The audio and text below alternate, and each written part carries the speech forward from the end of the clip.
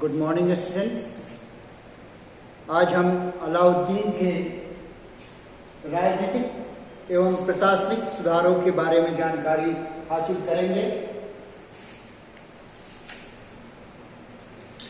हमने अलाउद्दीन के बारे में यह पढ़ा है कि वह उत्तर भारत और सुदूर दक्षिण भारत तक की विजय अभियान किए थे, लेकिन आगे हम पढ़ते हैं कि वह एक विजेता ही नहीं था बल्कि एक योग्य प्रशासक भी था। उसने राजनीतिक जीवन में, प्रशासनिक जीवन में, आर्थिक जीवन में और सैनिक प्रशासन तीनों में महत्वपूर्ण सुधार किए, महत्वपूर्ण परिवर्तन किए और एक अच्छे प्रशासन को उसने स्थापित किया। सर्वप्रथम देखते हैं कि उसकी जो नीति थी बलबन की भांति ही डिस्पोटिज्म पर आधारित थी, यानी कि निरंकुशवाद पर आधारित थी। इसके बारे में जानकारी हमें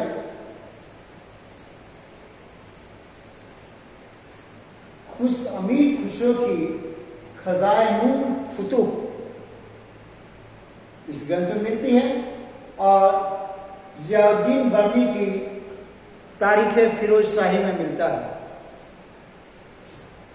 हम पाते हैं कि निरंकुशवाद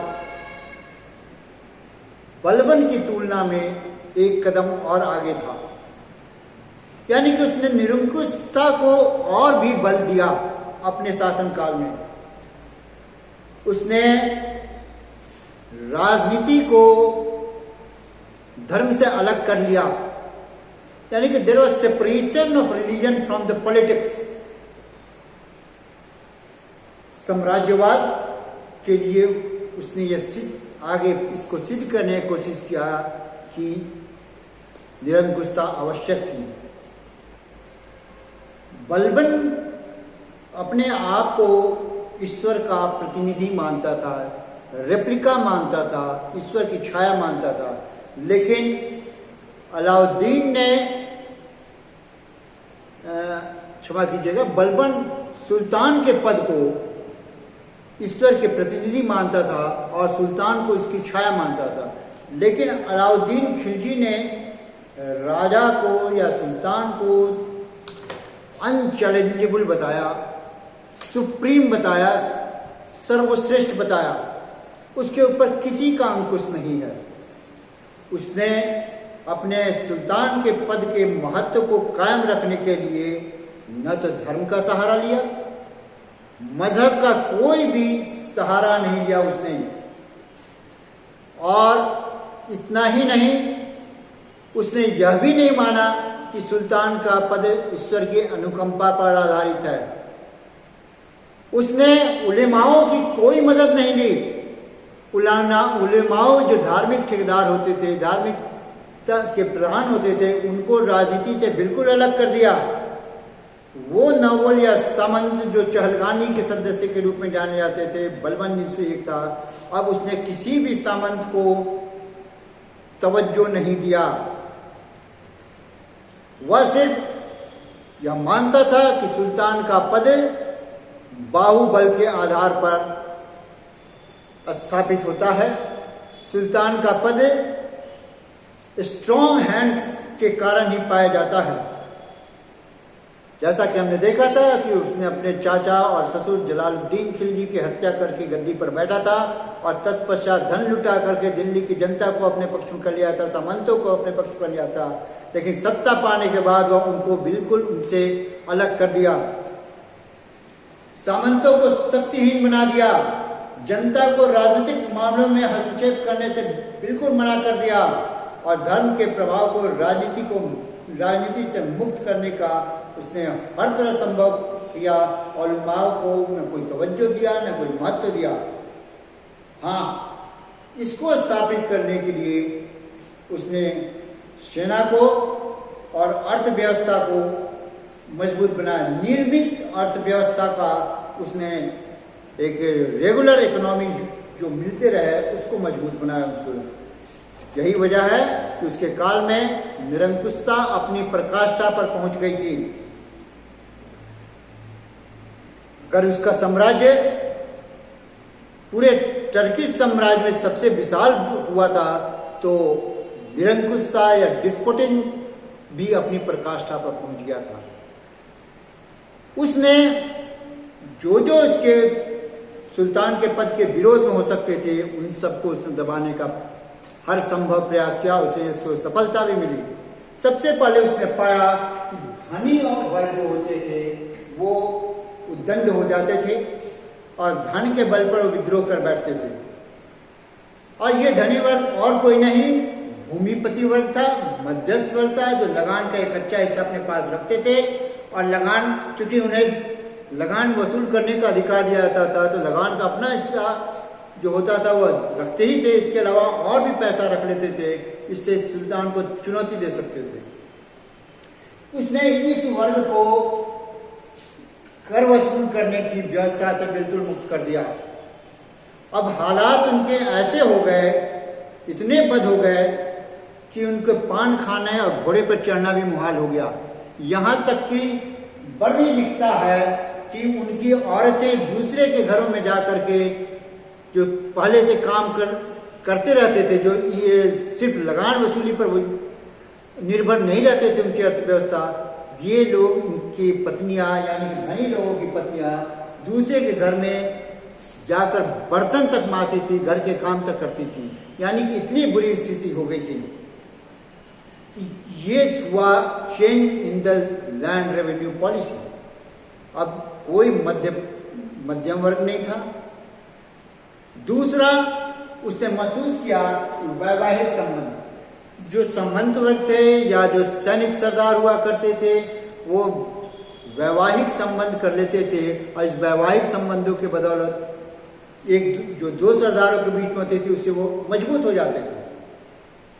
और मजबूत होकर के वो सत्ता को चुनौती दे सकते थे।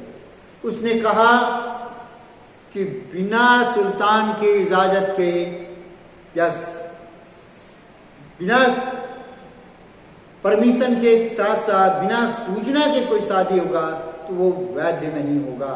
उसने मना कर दिया। और इसके उसने अंकुश डाल दिया कि दो बड़े सामंत जो विद्रोह कर सकते थे, आपस में शादी विवाह करके अपना नजदीकी संबंध न बनाए।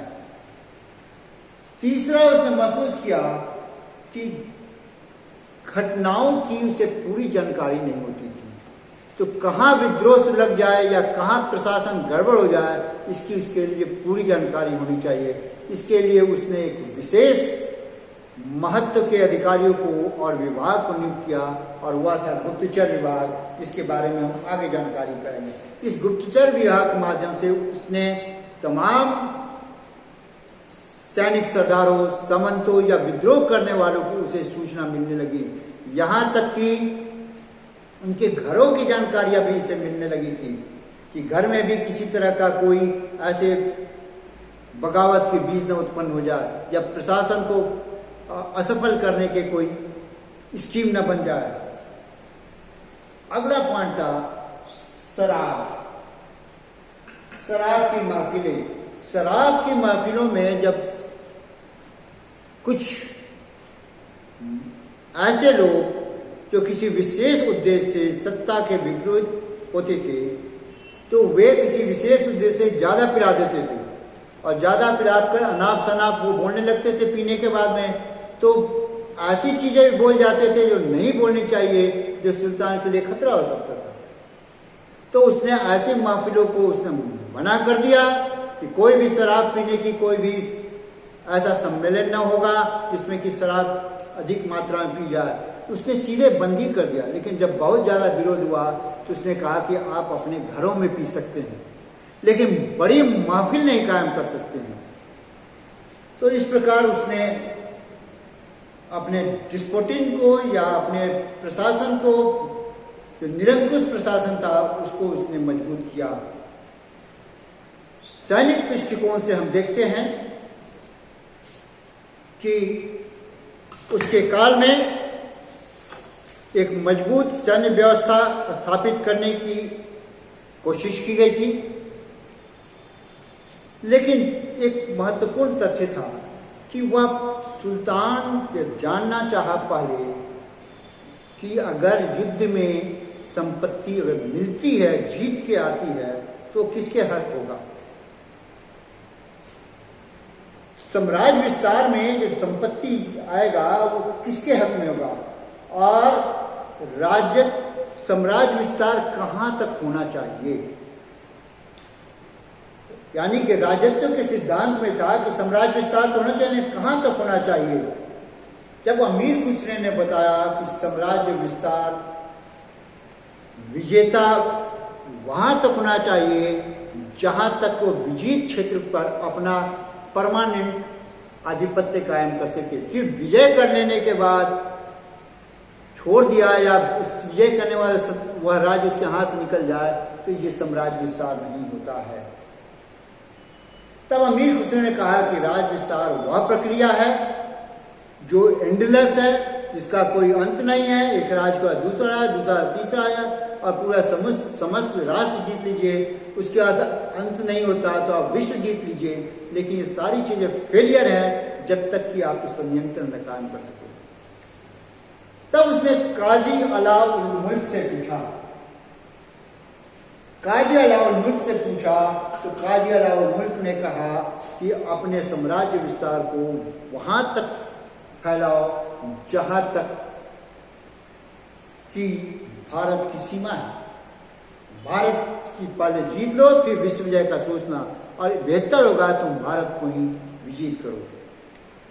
फिर उसने सैनिक अभियानों के बारे में आगे चर्चा करता है कि उसके डिस्पोटिज्म का निरंकुशवाद और साम्राज्य विस्तार दोनों ही सेना पर निर्भर था। यानी कि प्रशासन को चलाने के लिए और विजय अभियान करने दोनों के लिए सेना जरूरी थी। इसलिए उसने एक सशक्त और प्रभावशाली सेना का उसने स्थापना किया। पहले क्या होता था, अलाउद्दीन खिलजी सेना दो भागों में स्थापित होती थी। एक सरे जानदार जो कि छोटी सेना होती थी जो सुल्तान की रक्षा करती थी, और दूसरा था इक्तेदारों की सेना। सुल्तान इक्तेदारों की यानी कि प्रोविंशियल गवर्नर्स की सेना पर डिपेंडेंट रहता था, और जब सुल्तान कमजोर होता था तो प्रोविंशियल गवर्नर्स यानी इक्तेदार मजबूत हो जाते थे और विद्रोह कर सकते थे या सुल्तान को हटा सकते थे। अतः उसने क्या किया कि इस इक्तेदारों की सेना को तो भंग कर दी, और उसने एक केंद्रीय सैन्य विभाग यानी कि दीवाने अर्ज की स्थापना किया। दीवाने अर्ज यानी कि केंद्रीय सैन्य विभाग हुआ करता था, और इस में सेना सीधे राजा के नियंत्रण में होती थी। और इसका दीवाने अर्ज के अंतर्गत पहली बार हम देखते हैं कि एक केंद्रीय सेना का संगठन अलाउद्दीन के समय में हुआ। अब वह पूर्ण रूपेण सेना पर अपने आप निर्भर था।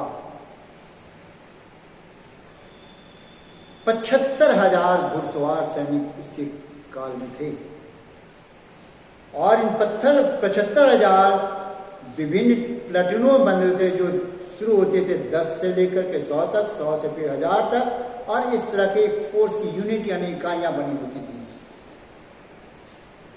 सेना के निरंतर इंस्पेक्शन होता था, यानी कि इनका निरीक्षण किया जाता था। कोई भी पहले होता था कि पहले कोई भी आदमी अपने बदले किसी दूसरे को भेज देता था। अच्छे नस्ल के घोड़ा को रखने को इजाजत दी जाती थी, खराब नस्ल के घोड़े रख लेता था, उसके पैसे खा जाता था। तब उसने क्या किया, एक सिस्टम चलाया हुलिया, यानी कि सैनिकों के सैन्य अधिकारों का पूरा हुलिया का विवरण होता था। वह एक तरह से आज की तरह आइडेंटिटी कार्ड होता था उनका। पूरे एक एक चीज के, चेहरे का, ऊंचाई का, बालों के रंग का, आंख के रंग का, और कोई विशेष मार्ग को सबका वर्णन होता था। सैनिकों के बाद उसने घोड़े को भी दागने की प्रथा चलाई। घोड़ा को दागा जाता था, एक विशेष चिन्ह दिया जाता था। हर रेजिमेंट के एक विशेष चिन्ह होते थे और घोड़े के दागने से कोई भी नकली घोड़ा इसमें नहीं ला सकता था। तो दाग और गुलिया दो ऐसे सिस्टम थे जिसने सेना पर उसने अपनी पकड़ बनाई, मजबूत बनाया, सेना को एक सशक्त बनाया। और ये सेना का ये जो विशेष रूप से चलाया गया जो सिस्टम था, एक इनोवेशन था, एक आविष्कार था सैन्य बेहतर सैन्य संचालन के, जिसे हम देखते हैं कि आगे में वो अकबर, शेरशाह और अकबर ने भी इसको फॉलो किया था। फिर उसने, जैसा कि मैंने पहले बताया था कि इक़्तिदारों को लगान वसूल करने का जो काम था वो करते थे, उसको लेकर के जमीन के बदले में अब उनको पैसा दिया जाने लगा। 234 टंका दिया जाता था और उन्हें एक या दो घोड़े के रखने के लिए कहा जाता था सैनिकों को। जब सैनिक 234 टंका के अलावा 2 घोड़े रखते थे तो उन्हें 78 टंका विशेष रूप से उन्हें मिलता था, ताकि 312 टंका हो जाए।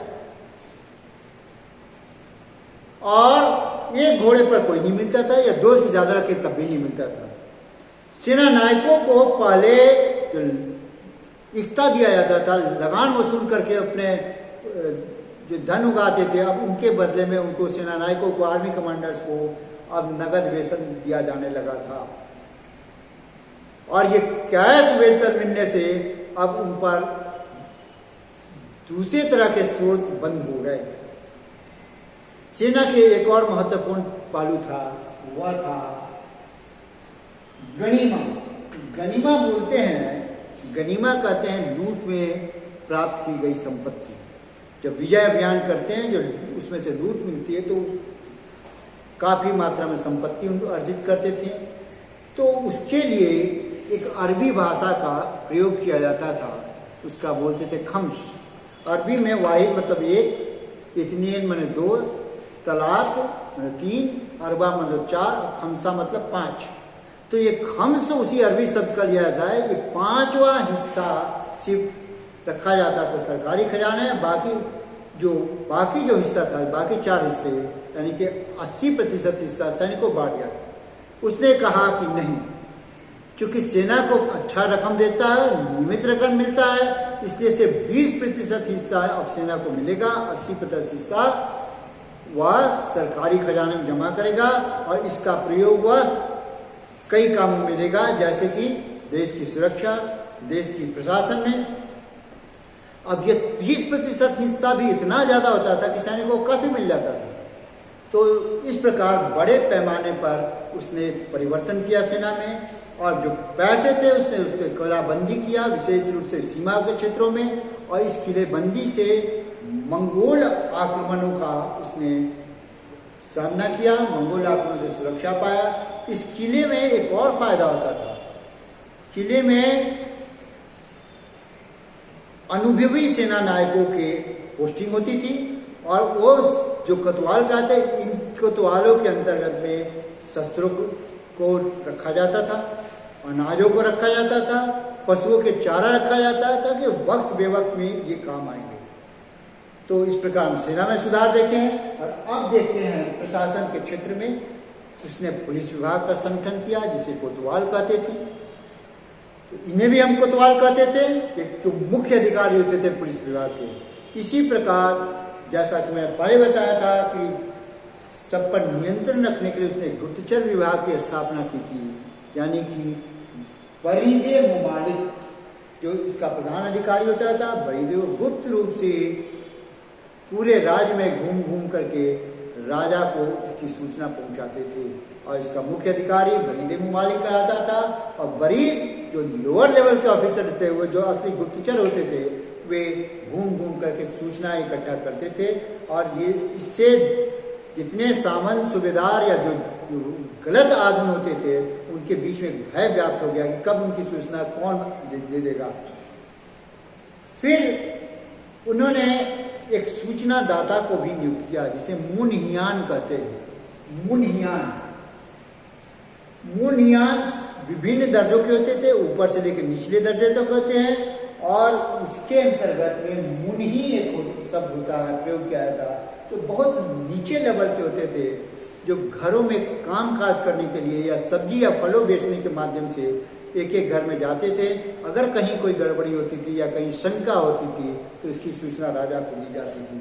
और यही मुनिया कौन अपराधों को रोकते थे, यही मुनिया अलाउद्दीन की जो मार्केट पॉलिसी है, जो बाजार नियंत्रण पॉलिसी है, उसमें उन्हें मदद किया कि कोई भी गलत दाम पर या गलत चीज बाजार में ना बेचे। तो इस प्रकार हमने देखा कि अलाउद्दीन के प्रशासनिक और सैन्य सुधार। कल हम देखेंगे अगला चैप्टर। धन्यवाद।